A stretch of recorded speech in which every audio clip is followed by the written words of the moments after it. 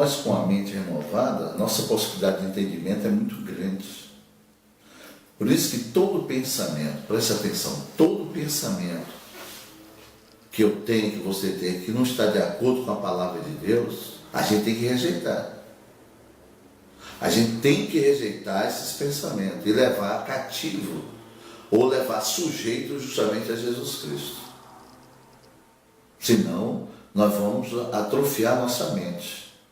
Porque não tem como nós ser uma nova criatura e quem pensa por mim, por você, é a velha criatura. Então o conflito é muito grande. Você vê como é que gera confusão? O conflito é dentro disso. Porque toda a conversa do crente é na sua razão. Por isso que não existe concordância e nem acordo entre irmãos. Cada um tem sua razão, cada um tem sua ideia. Você vê que loucura? Porque a mente velha é isso. Você não vê a discussão lá fora, você não vê os debates na televisão, você põe um tema, todo mundo sai por uma tangente, por outro lado, que não existe um pensamento único objetivo dentro daquilo. Você não vê quando fala da economia do país? E são todos formados. São todos formados. Todos são formados e conhecedores da economia. Mas cada um tem uma forma, uma maneira de dizer. Então, por isso que a economia não vai de maneira nenhuma. Porque você é nomeado um novo ministro da economia, ele tem essa ideia. Aí você vê os cadernos de economia, as matérias de economia, cada um tem uma ideia. Você está vendo? Cada um tem uma ideia. Aí você vê a pessoa dizer, mas a Bíblia é do jeito que cada um quer interpretar. Não, Senhor. A Bíblia tem uma forma única de ser interpretada, que é através do Espírito de Deus. Você entendeu porque tem um monte de religião no mundo? É justamente para isso. Cada um tem sua ideia.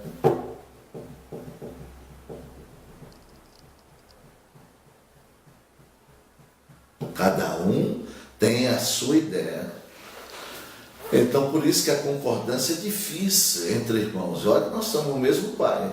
Nós estamos na mesma família espiritual. O pai que me aceitou, que aceitou você. O pai que morreu de filho, chamou você também de filho.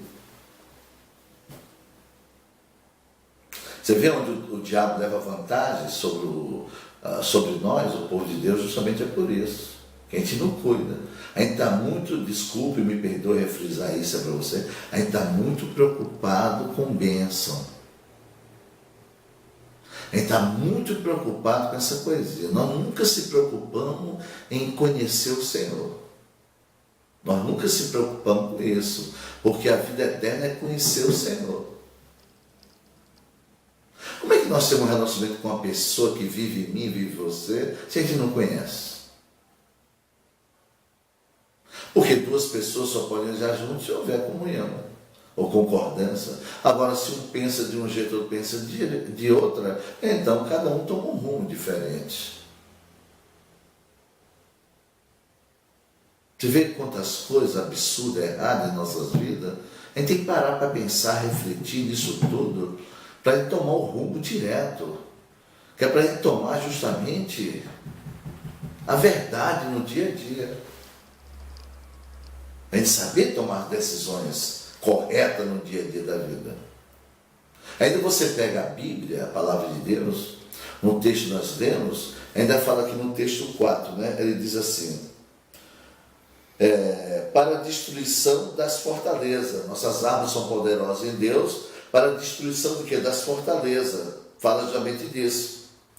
Então, qual é a estratégia de Satanás? É edificar na minha mente, na sua mente, nosso pensamento, ele justamente edificar justamente as suas fortalezas. Quando edifica as suas fortalezas, fica difícil de sujeitar justamente a Deus. Por quê, pastor? Porque é fortaleza Satanás. São os pensamentos que ele lança sobre nós, as ideias, você entendeu? Ele vai lançando justamente sobre a nossa vida e vai armazenando. Então, quando você ouve a verdade, você está mais propenso a rejeitar. Você não tem interesse nenhum. Quando tem o ensinamento, você vê a maioria dos cristãos, nossos irmãos, ele não tem interesse pelo ensinamento. Ele quer uma narrativa gloriosa e tudo, e fala, poxa, aquele homem é poderoso, aquela coisa poderosa. Então, justamente é isso que bloqueia. É isso que bloqueia justamente o nosso entendimento, justamente as fortalezas. Entendeu?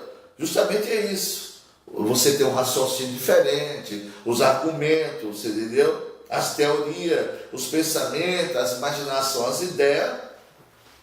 E começa a criar um padrão de pensamento contrário a quê? A palavra de Deus. Você está na igreja, mas tem um padrão justamente contrário à palavra de Deus.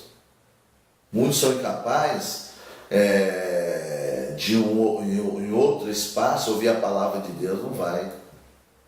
Por quê? Porque tem aquele padrão, aquela ideia, aquele argumento, que é aquele lugar, aquele ambiente, então não aceita outra verdade de maneira nenhuma.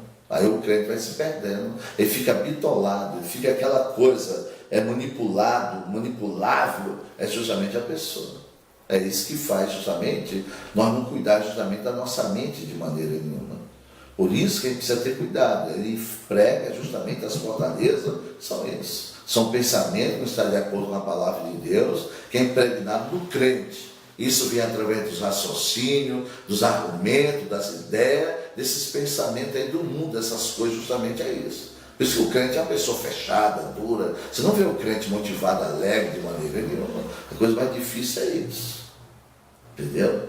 É mais difícil, principalmente quando ele passa alguma dificuldade, ele se isola, se tranca, porque ele não sabe o caminho da saída, não sabe o caminho da vitória.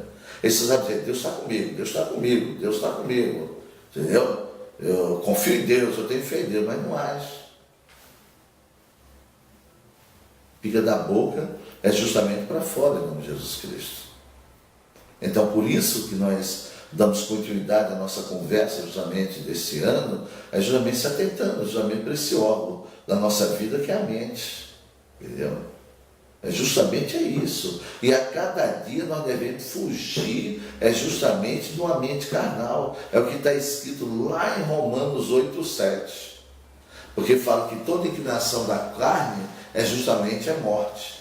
Então nós temos que justamente fugir justamente da carne, dos pensamentos carnais, que são os argumentos que eu falei para você, esse desenvolvimento da alma. Nós não podemos agir de maneira nenhuma, nós temos que fugir disso. Então a nossa alma, ela tem que fazer o que, pastor? Ela tem que morrer de fome e de sede. É o nosso espírito que é alimentado, que ele se torna justamente alimentado, ele tem condições da alma justamente sujeitar a ele.